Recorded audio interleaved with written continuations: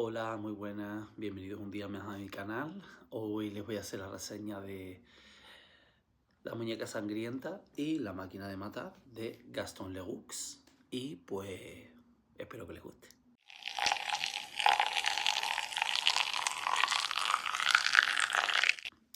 Bueno, pues para empezar con un poco de contexto histórico, con La muñeca sangrienta y La máquina de matar, o El límite entre lo humano y lo artificial en la literatura gótica tardía, comentarles que tanto una novela como la otra, que son primera y segunda parte, fueron publicadas en 1923 y pertenecen a la última etapa literaria de Gaston Leroux, que, como ustedes saben, fue ya consagrado como maestro del misterio tras el éxito de El fantasma de la ópera. The Phantom of the Opera is here. ¿Vale? Estamos básicamente en una Europa posterior a la Primera Guerra Mundial y digamos que la sociedad está marcada por un trauma tras la guerra, por la desconfianza hacia una ciencia capaz de transformar e incluso destruir lo que considerábamos humano. Había mucha fascinación por la biología experimental y la medicina reconstructiva, y los autómatas mecánicos pues alimentaban el clima intelectual del momento, algo que este autor pues digamos que de alguna manera transforma en inquietud literaria. El caso es que de alguna manera pues la sociedad empezaba a ver la ciencia con ojo ambivalente. Tenían fascinación y a la misma vez miedo. Y Leroux canaliza este estado de ánimo para explorar cómo la tecnología puede imitar, deformar o suplantar lo que viene siendo la humanidad. Comenzando con La muñeca sangrienta, pues les puedo decir sin mucho spoiler de que el protagonista, Benedict Mason, o Masson, creo que se pronunciará, porque claro, como es francés, pues no estoy muy seguro ahora. En français c'est pas la meilleure du monde, pero bueno. Es un tipógrafo brillante, pero de apariencia un poquito desagradable porque físicamente no es muy agraciado el pobre, lo que lo convierte en objeto de burla y rechazo social. Esto recuerda un poquito a El fantasma de la ópera, porque Eric no era Brad Pitt, por decirlo de alguna manera.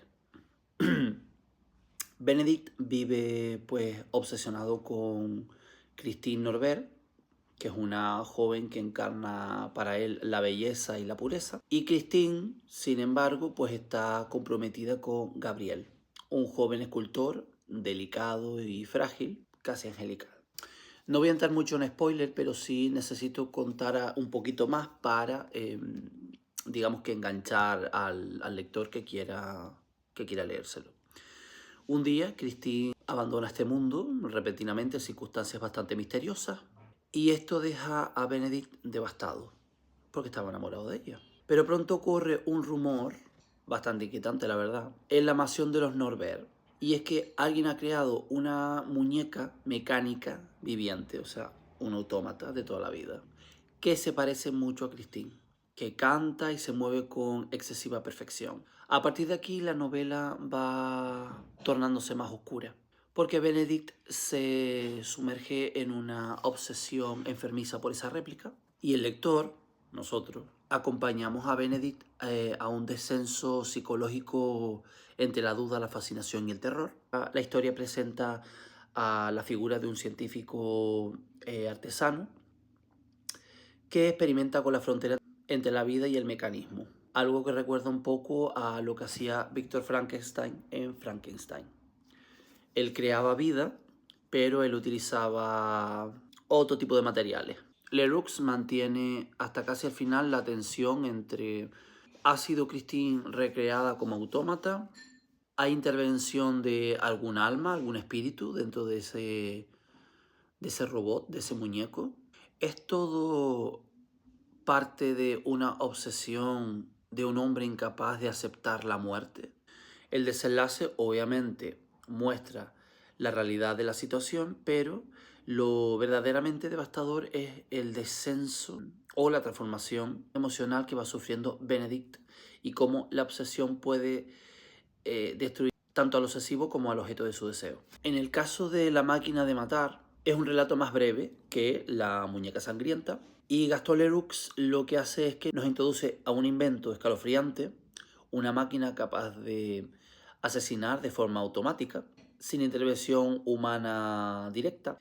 Y se trata de un dispositivo capaz de rastrear, seleccionar y ejecutar a un objetivo con una procesión mecánica. La historia nos mezcla espionaje, tensiones políticas, ambición científica y el temor de que la tecnología pueda actuar al margen de la moral, lo cual nos puede recordar un poco a Megan o incluso a otras películas o incluso historias o libros que al final llevan un poco este tema. Lo inquietante no es solo la eficacia de la máquina, sino el hecho de que la moral, cuando está separada de la acción, hace que la violencia se convierta en una función automática y deshumanizada por completo. Y así pues se pueden crear debates como los drones armados, las IAs militares e incluso armas autónomas. Como curiosidad les puedo decir de que esta novela anticipa el concepto de androide y nos presenta el debate de si una máquina puede poseer alma o no, lo cual nos recuerda a Ghost in the Shell, que va un poco sobre eso, de si las máquinas pueden poseer alma o no, teniendo en cuenta de que aquí son cyborgs. La historia tiene raíces en el mito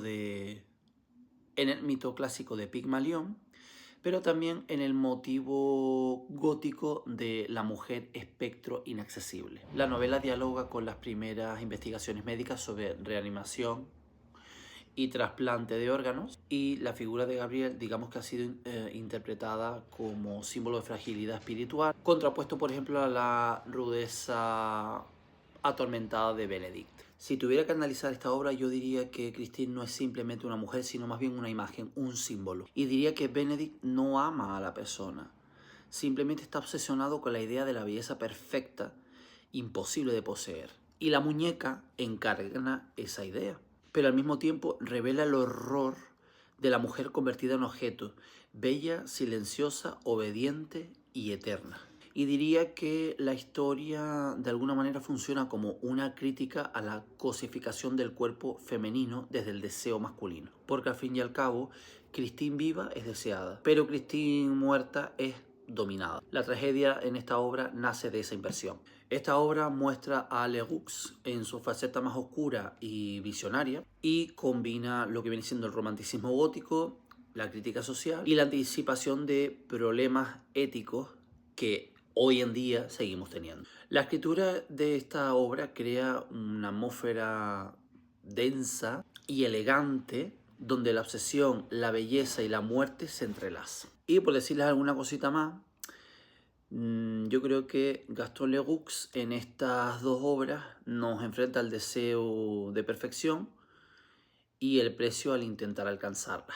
Estos relatos exploran la frontera entre el cuerpo y artificio, entre el amor y la obsesión, y sobre todo entre la creación y la destrucción. A un siglo de distancia, a día de hoy, digamos que estos conceptos siguen interrogando, porque ¿qué estamos dispuestos a sacrificar para poseer lo que idealizamos? Y más inquietante aún, ¿qué queda de lo humano cuando la máquina imita la vida demasiado bien? Muchas gracias por ver este vídeo.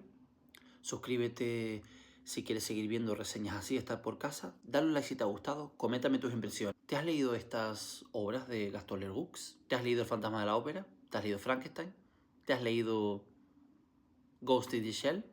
¿Has visto la película? Y nos vemos en el siguiente vídeo. ¡Chao!